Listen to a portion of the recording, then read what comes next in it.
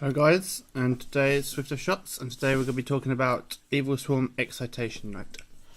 Basically, I'm going to give a quick review on it, and particularly relating to our play most, which of course is zombies. So, this card basically is coming out in the Legacy of Valiant. I'm lucky enough to have picked a copy up at my sneak. Basically, it's a light rank 4 with no specific requirements, so it's 2 level 4 monsters. Basically, it's 1900 as well with 0 defense, and the card reads as follows: once per chain, during your main phase or your opponent's battle phase, if your opponent has more cards in their hand and on their side of the field than you do, you can detach one material from this card, destroy all other cards on the field. Also, your opponent takes no further damage this turn. This is a quick effect. The most important part of this card is it's a quick effect, so it can be changed to responses on other cards, which makes it really good. So basically, when you're not having field advantage or hand advantage, this can go off in either player's turn and automatically make it a lot fairer for you. That is partly why people are calling it broken. Is it, to me, a staple in every deck? If you're running rank 4s, then yes. If you're running a rank 4 deck, you want an out to everything, this card should be in every single deck. If you're running rank 4s predominantly, if you run a lot of level 4s, you should be running this card.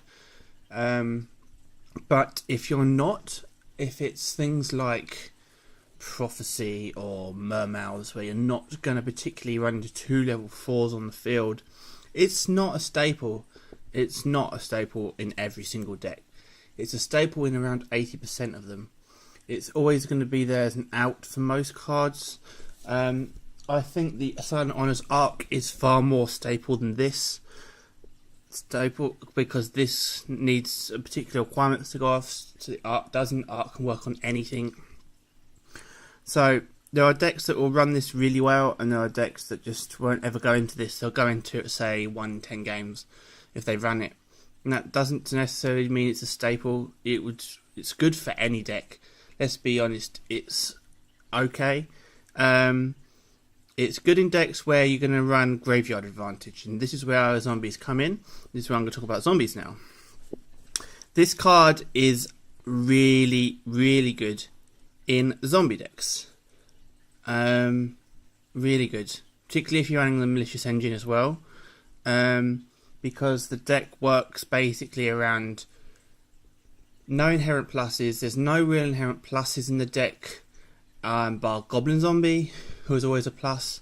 So bar Goblin Zombie, and maybe them bombing into a turtle, when turtle's not good with bear around, then this card is really good if you can get off through turtle or Goblin Zombie.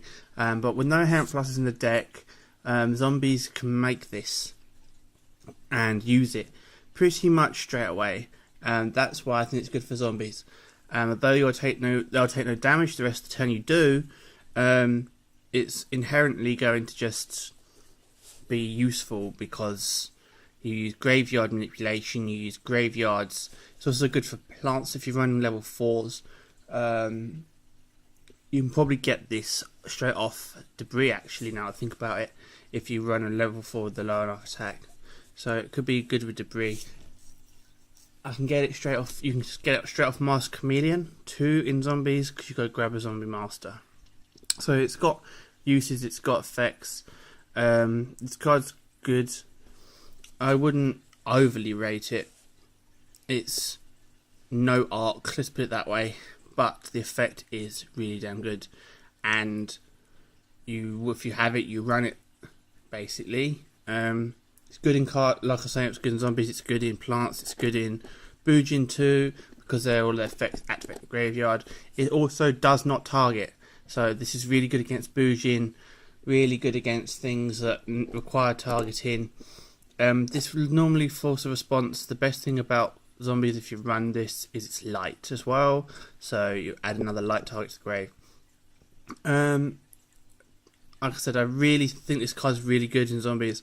And it's really good against things that are going to hurt zombies too, coming up like Gravekeepers, walking into Gigia I don't like playing that very much.